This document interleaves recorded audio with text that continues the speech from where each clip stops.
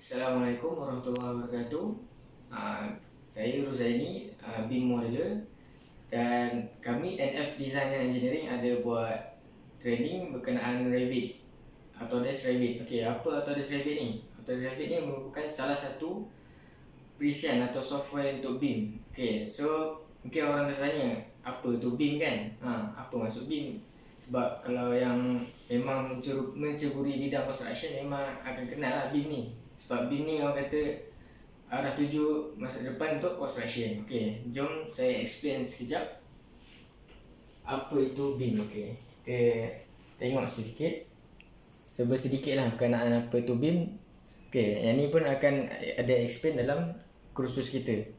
Okey, first kali kita intro dulu apa tu BIM. Kita tengok maksud BIM ni adalah satu proses untuk mencipta, membangun, mengguna dan juga mengkongsikan ataupun berkongsi model 3D tadi yang ada parametrik dan juga informasi untuk menambah baik komunikasi antara setiap pemegang taruh projek sepanjang kita hidup projek tu. Okey, so contohnya kita buat 3D ni ada informasi. So bila ada informasi maksudnya kita boleh gunakan sepanjang projek tu berjalan kan. Sampai habis pun kita boleh guna untuk maintenance sebab dia ada informasi. Itu maksud BIM ni. Dia merupakan proses. Dia sama macam design and build ke apa kan. Dia salah satu proses juga. So daripada dalam proses BIM ni ada software dia untuk memudahkan kan. Memudahkan proses ni berjalan. Sebab itulah ada Autodesk Revit ni ataupun ArchiCAD kan. Tekla semua tu untuk memudahkan proses BIM ni. Okay, so kita tengok yang kat bawah ni adalah Building Information Model kan. Yang ni Building Information Model. Okay, so apa beza Building Information Model dengan 3D model yang lain kan, seperti SketchUp kan ataupun 3D Max kan. Okay, bezanya adalah dia ada parametrik yang ada informasi geometrik ataupun non-geometrik. Maksudnya dia ada geometrik ni macam size kan, tinggi, tebal, semua dia ada calculation, area. Bila non-geometrik ni maksudnya kita boleh tahu, kita boleh key in siapa manufacturer dia kan. Kita boleh letakkan date bila dia difabricate. So memudahkan kerja-kerja untuk analisis dan juga maintenance lah. Kemudian kita gerak kepada kegunaan BIM. Okay, kegunaan BIM ni bukannya sekadar untuk costing saja, dia ada banyak. Daripada plan, fasa perancangan, fasa reka bentuk, fasa pembinaan, construct dan juga fasa operate. Operate ni fasa operasi kan. So fasa perancangan ni kita tengok boleh guna untuk BIM model ni, kita boleh guna untuk cost estimation, untuk site pun boleh, site analysis, dan juga kita nak model condition site yang sedia ada kan. Contoh kita masuk site contractor, kita survey site kan. So kita boleh model dulu. So tak perlulah hari-hari kita pergi kat site tengok kan. Kita boleh tengok dalam komputer je untuk sebelum kita generate design yang bagus lah kan, untuk sesuaikan dengan condition site. Okay, kemudian bila masuk fasa reka bentuk, kita boleh review kan. Boleh review dengan lebih detail. Kita boleh buat macam-macam analisis lah. Struktur, lampu, mechanical, semua daripada model BIM tadi.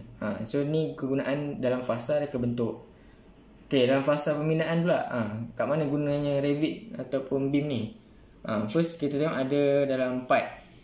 First kali adalah coordination ataupun koordinasi. Ni penting kan, mesti menjadi masalah utama kan kontraktor kat site kan, untuk coordinate kan setiap disiplin atau setiap subkontraktor dan kerja-kerja diorang kan. So jadi kebanyakannya akan jadi trouble kan. So macam mana nak manage, kita boleh tengok dulu siap-siap dalam 3D. Itu kegunaan BIM dalam fasa construction. Kemudian kita ada site utilization, maksudnya kita boleh rancang siap-siap site punya plan lah. Maksudnya mana entrance, mana temporary structure kan. Kan masa untuk plan site kan kena ada hoarding semua tu kan. So kita boleh plan siap-siap dalam model BIM. So kita nampak lebih jelas lah macam mana keadaan site kita nanti. Kemudian ada digital fabrication. So selepas generate model 3D tadi, kita boleh gunakan untuk develop lagi lebih detail, guna untuk proses pembuatan ataupun fabricate. So dia memudahkan kerja lah. Tak adalah nak kena fabricate, kita kena mula daripada kosong sebab kita dah ada develop model dari awal. So kita just lebih detailkan lagi. Kemudian kita ada 3D control and planning. So maksudnya kita boleh control dan planning fasa-fasa construction. So kita boleh tengok lah. Fasa pertama kita boleh, contoh kita boleh buat tagging lah kan, tagging dengan color tu. So kita boleh nampak mudah lah macam tu untuk kita detect sekarang ni fasa yang kat mana. Kemudian ada operate. Bila operate ni kita model-model tadi kita boleh guna untuk maintenance, scheduling ataupun jadual maintenance.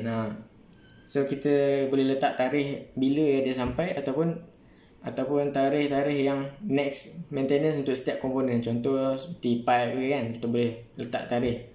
So untuk FM ataupun facility management, dia akan tengok benda ni sajalah untuk sebagai reminder.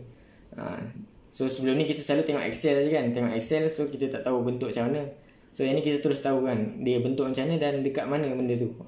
Itu penting ni untuk facility management BIM ni. Kemudian ada macam-macam lagi analisis kan, untuk energy analysis, untuk space management, macam-macam lagi lah daripada sebiji 3D model tadi kan. So boleh pilih mana-mana saja, plan, design, construct atau operate. So BIM ni boleh pilih sama ada guna untuk semua ataupun salah satu. So kalau guna salah satu pun dah kira BIM dah. Tak mestinya kena apply untuk semua proses ni. Sebab tu BIM ni ada juga level-level dia. So kalau makin sikit kita apply, so level dia rendah lah. Kalau level tinggi maksudnya kita guna banyak lah kegunaan BIM ni. Ni contoh. Kita tengok ni contoh-contoh dia. Yang ni Navisworks ni untuk coordination. Kemudian yang ni untuk space planning. Ni untuk cost estimation. Sekejap kita buka ni lah. Buka saya susah sikit. Ni untuk site modeling. Kemudian ni site analysis kan. Nampak ada slope tu. Slope ni boleh calculate. So dia model ni bukan sekadar 3D saja kan, ada data.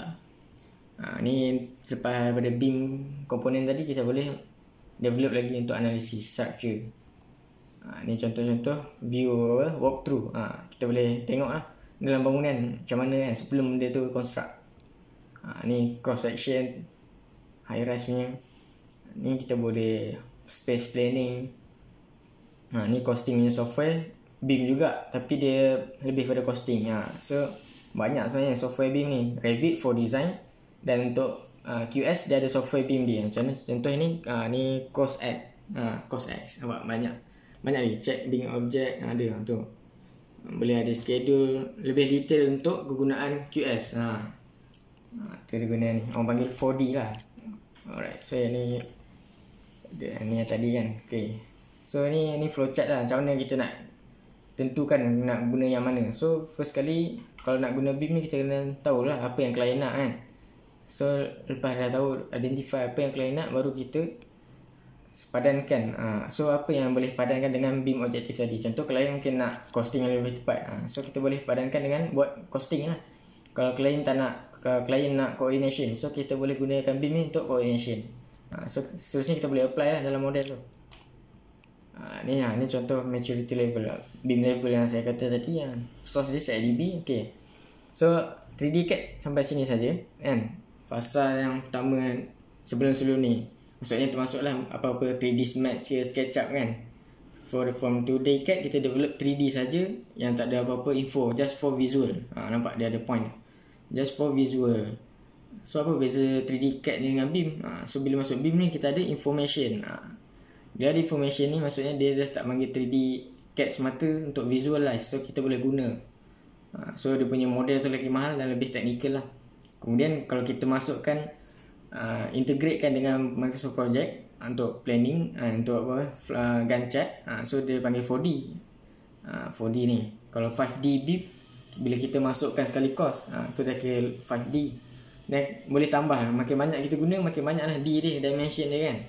Contoh kalau maintenance ke 6D ke 7D. Tu ni contoh kan.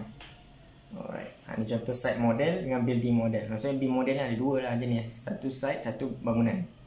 Tak mestinya bangunan je. Dia ada termasuk site yang atau landscaping sekeliling. Ni LOD, jenis-jenis LOD. Ni detail-detail ni nanti kita explain dalam kelas lah. Nanti contohnya detail nampak. Makin banyak detail, maksudnya makin tinggilah level of BIM kita, level of detail tu. So makin banyak lah boleh guna. Ni contoh untuk mechanical component. Kemudian ni Revit element lah. So ni lebih khusus untuk Revit. Contoh Revit apa ada elemen dalam Revit ni. Satu adalah model element, satu adalah view element, elemen pandangan, datum element, elemen benchmark ataupun reference rujukan. Kedua view spesifik. View spesifik ni macam CAD lah, dia 2D saja, berkaitan 2D. Contoh macam hatching, line pun kita boleh buat dalam Revit. So bukan 3D je, so kita boleh juga annotate serba sedikit lah kan. Dah ada masuk sekali lah features dia. Tu berkenaan intro. Untuk lebih lagi boleh masuk dalam kursus training Autodesk Revit for architecture, structure dan juga mechanical dan electrical plumbing. So itu saja dari saya, Ruzaini. So keep on following Facebook page NF Design and Engineering untuk lebih banyak kursus-kursus teknikal daripada design sampailah pembuatan ataupun fabrication. Okay, sekian, terima kasih.